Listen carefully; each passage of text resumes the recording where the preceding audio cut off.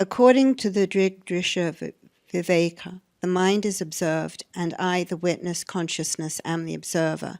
Hence the mind is the object, and I am the subject.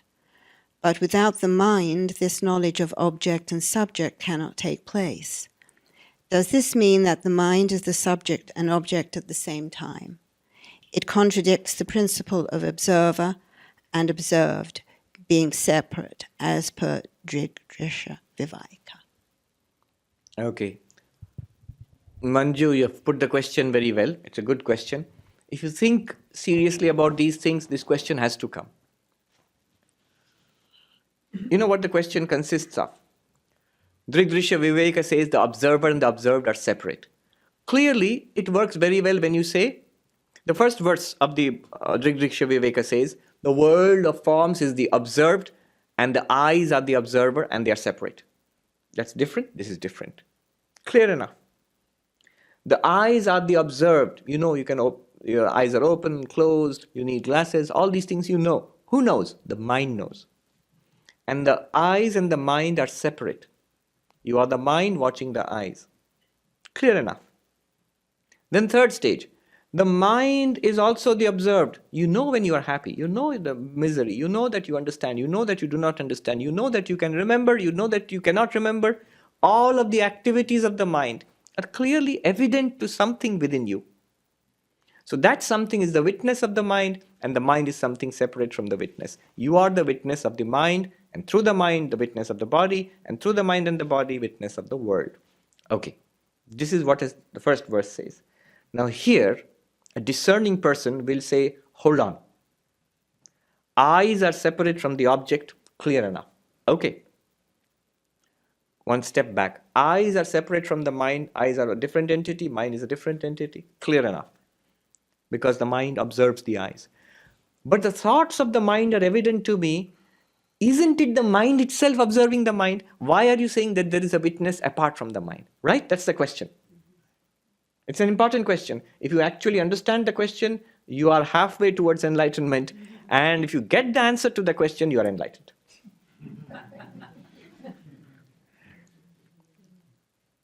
Listen to this carefully.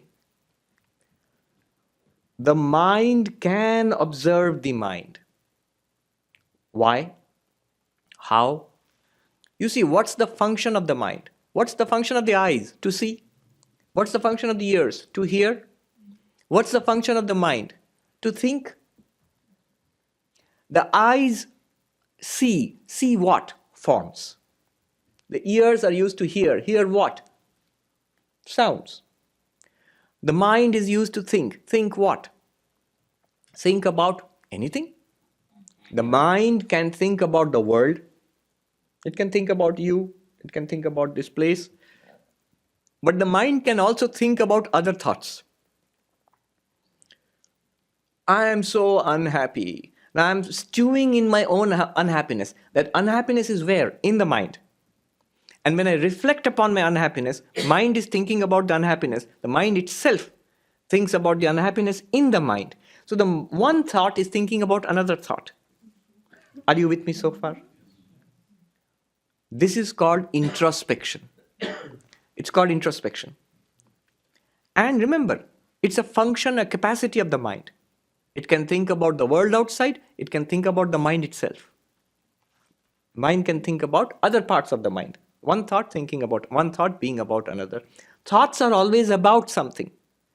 That something could be external, it could be internal also. When it is internal, the word you use is introspection. I'm introspecting. I'm looking into the contents of my mind. It is mind watching mind, clearly. It's one of the functions of the mind. But note that you are not always introspecting. Are you always looking into the contents of your mind? You understand the question? Sometimes you are absorbed in the world. When you are watching an absorbing game, when you are listening to an absorbing talk, you are not looking into the thoughts in your mind. You should be absorbed in the object. And somebody is performing, a skilled surgeon is performing a difficult operation for hours together. The mind is completely absorbed in the action. He better not be introspecting. What are my feelings like? Am I watching the breath? No. Keep your mind on the operation. Okay, now we are ready to answer the question. When you are not introspecting, that means when your mind is thinking about something outside, other than your mind, absorbed in something outside, this experience, did you experience it or not? You're not thinking about it, but did you experience it or not? Now there'll be a sound. Did you hear it?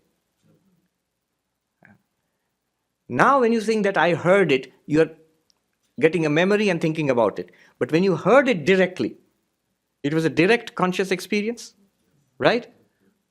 Were you thinking about it in your mind? No. You heard it directly as a conscious experience. Your mind recognized it as a sound of clapping. And then when you look inside, okay, I remember I just experienced the Swami clapping his hands. That's the mind thinking about another thought. In both these cases, there is experience. Something is experiencing these things. When the mind is looking and thinking about things in the world, it is experienced. By what?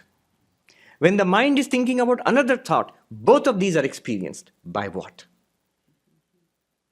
Do you see? That one is the witness. That one is not the mind thinking about the mind. Mind thinking about the mind is one capacity of the mind. It's called introspection. But the witness is what illumines when the mind is not thinking about the mind, a sudden experience of the clap of a sound, yes. Then when you think about that experience of hearing a clap, mind is thinking about the mind, that is also illumined by the same witness. What is that witness?